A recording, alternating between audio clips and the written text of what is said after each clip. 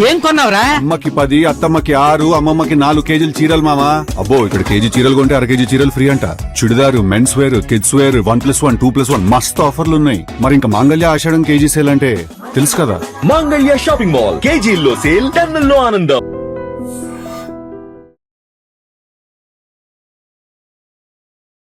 Hello guys, welcome to IT media. నేను మీ నందు. రీసెంట్గా మనం సొసైటీలో రకరకాల న్యూస్లు చూస్తున్నాం. అంటే లైఫ్లో ఎక్కడో స్ట్రక్ అయిపోయిన వాళ్ళు కొంతమంది ఉంటారు, లవ్లో ఫెయిల్ అయిన వాళ్ళు కొంతమంది ఉంటారు, అండ్ సోషల్ మీడియాలో రకరకాల వార్తలు వస్తున్నాయి. అసలు ఏ ఎమోషన్ని ఎలా క్యారీ చేయాలి, ఏది పెట్టుకోవాలి, ఏది వదిలేయాలి అనేది చాలామందికి తెలియదు. ఎస్, మనతో పాటు ఇవాళ రిలేషన్షిప్ కోచ్ గణేష్ మండాడి గారు ఉన్నారు. సార్తో మాట్లాడి మీలో ఉన్న కామన్ డౌట్స్ అన్ని మీ తరపున నేను సార్ని అడిగి తెలుసుకుంటాను. నమస్తే సార్. నమస్తే అండి. సార్, రీసెంట్గా ఒక ఫ్రెండ్తో డిస్కస్ చేస్తున్నప్పుడు తను చెప్పింది అనమాట, అంటే బాడీలో ఎమోషన్స్ కొన్ని స్టోర్ అయిపోతాయి, ఒక్కొక్క ప్లేస్లో ఒక్కొక్క ఎమోషన్ స్టోర్ అవుతూ ఉంటుంది. అది రిలీజ్ అయ్యే వరకు ఆ స్ట్రెస్ వల్ల మనం సఫర్ అవుతూ ఉంటామని. నిజంగానే ఏ ఎమోషన్ అయినా కూడా మనలో స్టోర్ అవుతుందా? ఒకవేళ అది రిలీజ్ చేసుకునే ఇది మనకి ఎలా అనేది తెలియనప్పుడు మనం అది ఎక్కడో తగ్గిపోయాము అనే ఫీల్ వస్తూ ఉంటుంది, ఆగిపోయాము అని చెప్పి. మళ్ళీ దాన్నంతా మనం మార్చుకుని మళ్ళీ పరిగెట్టాలంటే ఏం చేయాలి? Wonderful question. బాడీలో ఎమోషన్ స్టోర్ అవుతా అంటే సెల్లో స్టోర్ అవ్వవు. Definitely they will be carried in your sub conscious mind. మనకు బ్రెయిన్ లో 2 conscious mind and sub conscious mind ఉంటుంది కదా. అన్సెటిల్డ్ ఇమోషన్ కాన్ఫ్లిక్ట్స్ కానీ ఇమోషనల్ డిజైర్స్ ఏవైతే తీరని ఇమోషనల్ భావోద్వేగంగా మనకు తీరని కోరికలు కావచ్చు, అన్సెటిల్డ్ కాన్ఫ్లిక్ట్స్ ఏవైతే ఉంటాయో సబ్ కాన్షియస్ అలాగే ఉండిపోతాయి. And that create a bigger impact long term. చెప్పాలంటే ఈ ఇమోషన్స్ ఏవైతే ఉంటాయో అది ఒక అప్పు లాంటివి, తీర్చని అప్పు లాంటివి. మనం ఒకరి దగ్గర 10 రూపాయలు తీసుకొని మనం వాళ్ళకి తిరిగి ఇవ్వకుంటే అది అన్పెయిడ్ అప్పు లాంటిది, అంటే అన్క్లియర్డ్ అప్పు లాగా అది అలాగే జమ అవుతాయి, పైలప్ అవుతా ఉంటాయి. సో ఎమోషన్స్ ఏవైతే మన అన్సెటిల్ ఎమోషన్స్ ఏదైతే మనకు స్టోర్ అవుతాయో తెలియకుండానే అంటే it will reach a saturation stage. ఒక స్టేజ్ వచ్చాక ఇట్ విల్ ఎక్స్ప్లోడ్. అంటే ఇప్పుడు ఏంటంటే ఎప్పుడెప్పుడో చిన్నప్పటి నుంచి ఉన్న ఎమోషనల్, చాలా మంది ఇప్పుడు నా కోచింగ్ లో చూస్తుంటాను, relationship conflicts. The best example ఏంటంటే భార్యాభర్తలు ఇద్దరి మధ్యలో చాలా గొడవలకే కారణము అప్పుడు ఆ రోజైన సంఘటన, మనస్పర్ధలు కావు. చిన్నప్పటి నుంచి వాళ్ళకుండే unsettle emotional conflicts will explode post marriage. 20 years తర్వాత, 25 years తర్వాత కూడా బయటపడతాయి.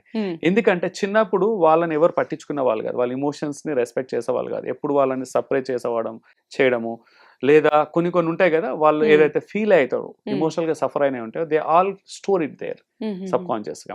అలాంటి ఇన్సిడెంట్ మళ్ళీ ఫ్యూచర్ లో రిపీట్ అయినప్పుడు మళ్ళీ వాళ్ళ ఎమోషన్స్ ని అణచేయడము, వాళ్ళని తక్కువ చేసి చూడడము, లేకుంటే వాళ్ళ ఫీలింగ్స్ ని వ్యాలిడేషన్ దొరకకుండా ఎలాంటి ఎమోషనల్ గా డిస్కనెక్ట్ అయినా వాటిని టచ్ చేసే ఇన్సిడెంట్ ఏదైనా అది విషయం చిన్నదే ఇక్కడ భార్యాభర్తల మధ్యలో, అది విధ్వంసంగా ఒక పెద్ద విస్ఫోటంగా మారిపోతుంది. Reason it is connecting to the past unhealed emotional అనమాట.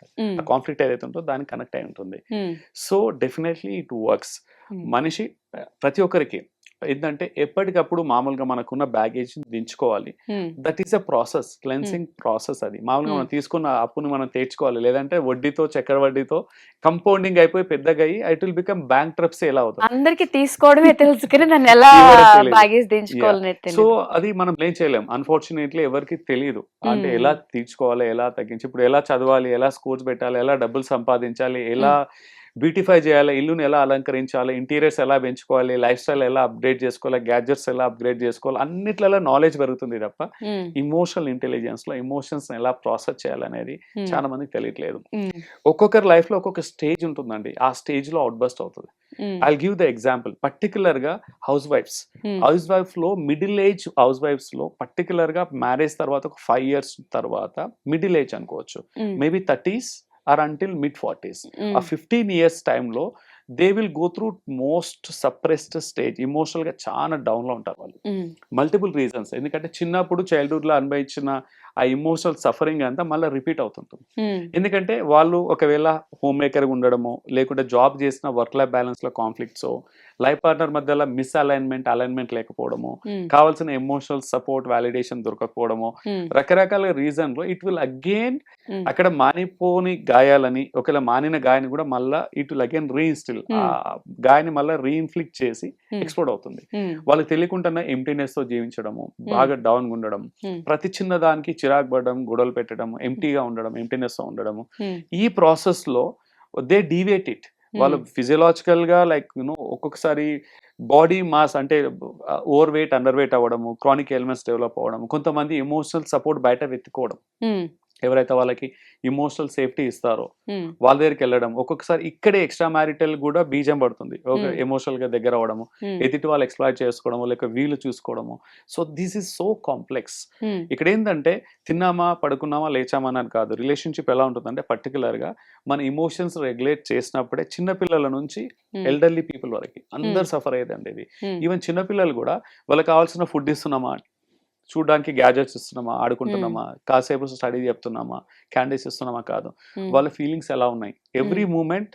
చిన్నపిల్లల్ని అబ్జర్వ్ చేయాలి, వాళ్ళ ఇమోషన్స్ ఎలా ఉన్నాయి, హ్యాపీగా ఉన్నారా, or they are like pulling back, భయం ఏమన్నా అంటే ఏమన్నా లైక్ కొంచెం ఏంటంటే స్కేర్సిటీ ఫీలింగ్స్, వాళ్ళ మధ్యలో ఏమైనా ఇన్సెక్యూరిటీ ఫీలింగ్స్ వస్తున్నాయా, like what kind of emotions they are going through అనేది తల్లిదండ్రులు అబ్జర్వ్ చేయాలి చిన్నప్పటి నుంచి. ఫ్యూచర్ లో ప్రివెంట్ చేయొచ్చు అది.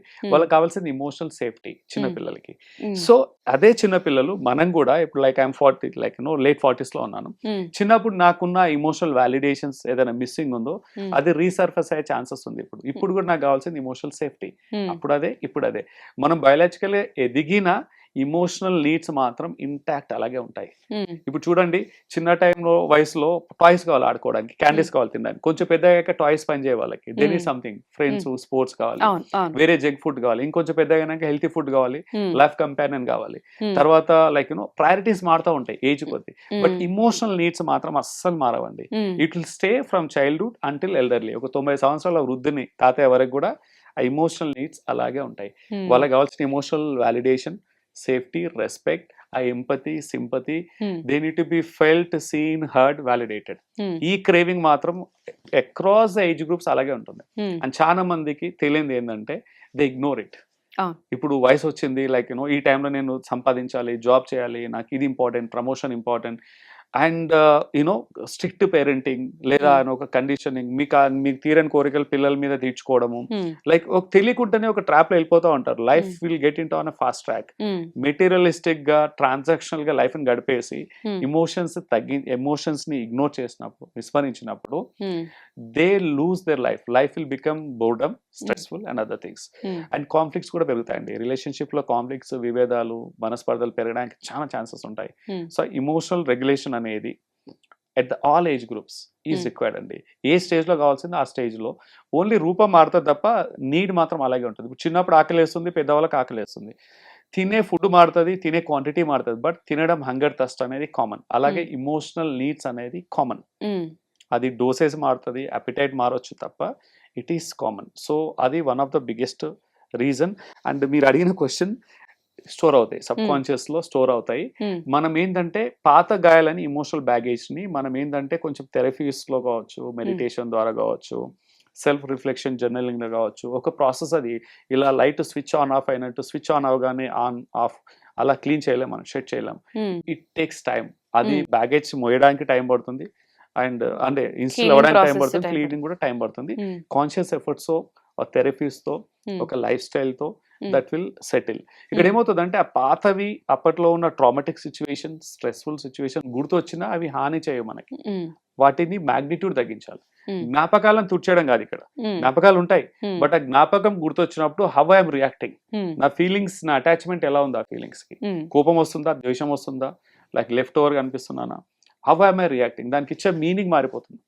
ఒకప్పుడు చిన్నప్పటి ట్రామాటిక్ సిచ్యువేషన్ రాగానే తెలియని కోపము, లేదా అగ్రెషన్ రావడము, లేకుంటే భయము, ఏదో ఒకటి ఆ అటాచ్మెంట్ ఉంది కదా, ఆ మీనింగ్ మార్చాలి. ఈసారి గుర్తొచ్చినప్పుడు హీలింగ్ అయింది అనుకో, ఆ బ్యాగేజ్ క్లీన్ అయినాక హీలింగ్ వచ్చినప్పుడు జ్ఞాపకం ఉంటుంది, దానికి ఇచ్చే రియాక్షన్, హట్టింగ్ తక్కువ, దానికి వచ్చే రియాక్షన్, ఆ కోపింగ్ మెకానిజం, మీనింగ్ అనేది డైల్యూట్ అయిపోతుంది, హెల్తీ వేకి వచ్చేస్తుంది. నవ్వుతూ చెప్పుకుంటాం అప్పుడు ఇలా ఉన్నాను, but I'm not like that now, I'm much evolved. So this is an evolution and this is a life time అండి. Like how we maintain health throughout the lifetime, emotional regulation కూడా throughout the life, it is an ongoing process. It's a never ending. ఇప్పుడు చదువుకుంటాం, degree, masters వచ్చింది, certificate అక్కడికే అయిపోతుంది academic.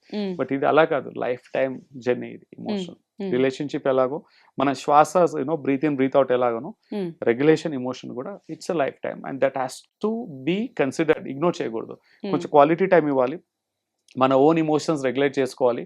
ఎదుటి వాళ్ళ emotions తో కూడా మనం కనెక్ట్ అవ్వాలి. అంటే కనెక్ట్ అవ్వడం in the sense we should reciprocate. ఎదుటి వాళ్ళు ఎమోషనల్ గా డౌన్ ఉంటే వాళ్ళకి కావాల్సింది సొల్యూషన్స్, అడ్వైస్ లో, రికమెండేషన్స్ కాదు. వాళ్ళతో ఫస్ట్ కనెక్ట్ అవ్వాలి. అవును కదా నువ్వు సఫర్ అవుతున్నావు అని ఎంపతి చూపించాలి. తర్వాత వాళ్ళ సొల్యూషన్స్ కూడా అవసరం లేదు, వాళ్ళే వెతుకుంటారు. లేదా నువ్వు చెప్పిన సొల్యూషన్ కూడా వాళ్ళు అక్సెప్ట్ చేస్తారు.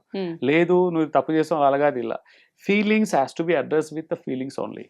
ఇమోషన్ ని ఇమోషన్ తోటే సార్ట్ అవుట్ అవుతుంది. ఇమోషన్ తోటే కనెక్ట్ అవుతుంది. ఒక ఇమోషన్ ఒక లాజిక్ తో ఎప్పుడు కనెక్ట్ అవ్వలేదు.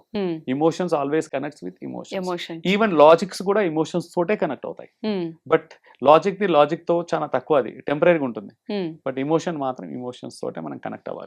అప్పుడే రిలేషన్షిప్ వెళ్తే ఉంటుంది. మనకు ఏంటంటే ఒక వ్యక్తి ఎప్పుడైనా అంటే ఒక బోర్డమ్ గా, మోనోటైనస్ గా, స్ట్రెస్ఫుల్ గా ఉండకుండా ఎక్సైటింగ్ గా, లైఫ్ ఫ్రెష్ గా, ఇంట్రెస్టింగ్ ఉండడానికి స్కోప్ ఉంటుంది.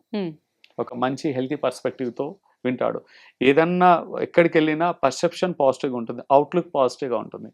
వాళ్ళ ఎమోషన్ రెగ్యులేషన్స్ హెల్తీగా మెయింటైన్ చేస్తారు. ఓకే.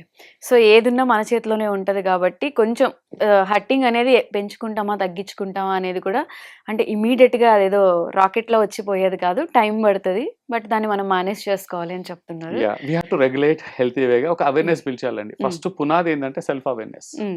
సో స్వీయ పరిశీలన, మనది మనం సెల్ఫ్ రిఫ్లెక్షన్ చేసుకోవాలి. What am I? It's a process. So ఈ మధ్యలో I think we got lot of healers, we have lot of literature, books ఉన్నాయి. టు స్టార్ట్ విత్ బుక్స్ తో స్టార్ట్ చేయొచ్చు. ఒకవేళ మీకు బ్యాగేజ్ ఎక్కువ ఉంది, స్ట్రెస్ లెవెల్స్ ఎక్కువ ఉన్నాయి, ఇమీడియట్లీ థెరపీలు కావచ్చు, కౌన్సిలింగ్ గా తీసుకోవచ్చు. ఈవెన్ నా దగ్గర కూడా చాలా మంది వస్తారు రిలేషన్షిప్ హీలింగ్ లో. ప్రాబ్లమ్ అంతా they carry from childhood baggage. అది సెటిల్ అవ్వాలి. తర్వాత రియల్ ప్రాబ్లమ్స్ కోసం రావాలి. రియల్ ప్రాబ్లమ్స్ ఎప్పుడు సార్ట్ అవుట్ అవ్వవు. ఇమోషన్స్ ని సెటిల్ చేయకుంటే, అన్రిజాల్వ్డ్ ఎమోషన్స్ మనం సార్ట్ అవుట్ చేయకుంటే real problems will escalate, they will not reduce, deescalate అవ్వవు. This is a hard reality. Okay. So రావడం త్వరగా వస్తాయి కానీ పోవడానికి టైం పడుతుంది. అది ఎలా పోగొట్టుకోవాలి ఏంటి అనేది ఒక ప్రాసెస్ ఉంటుంది అంటారు. ఏదైనా అంతే అండి. మామూలుగా బిల్ చేయడానికి టైం పడుతుంది, డిస్ట్రక్షన్ ఇది అవుతుంది. సో దించుకోవడం అనేది ఒక కన్స్ట్రక్టివ్ ప్రాసెస్, అది సో టైం పడుతుంది. Exactly. So thank you so much sir. అంటే చిన్న చిన్న టిప్స్ తో మనం ఎలా మోటివేట్ అవ్వచ్చు, ఎలా మార్చుకోవచ్చు అనేది చాలా బ్యూటిఫుల్ గా చెప్పారు మన ఆడియన్స్ అందరికి. Thank you so much for coming. Most welcome. Thank you. And for more videos, Please subscribe to iDream. Please subscribe to iDream. Please subscribe iDream. And please subscribe to iDream. For more videos, subscribe to iDream. please like, share and subscribe to the channel. Congratulations, iDream. Subscribe to iDream. Subscribe to iDream. So subscribe to iDream Media. iDream కి iDream team అందరికి huge congratulations. Please subscribe iDream Media. Please subscribe to iDream. Subscribe iDream. Please subscribe to iDream. iDream అంటే నా కళల channel subscribe చేసుకున్న నోరు తిరుగుతలేదు. మీరైతే గంట గుర్తు కొట్టండి. For more such videos, please subscribe to iDream. Subscribe to iDream. Please subscribe to iDream. Please subscribe iDream Media. Please do subscribe to iDream. Please subscribe to iDream Media. For best entertainment and information, please subscribe iDream. And don't forget to subscribe to iDream.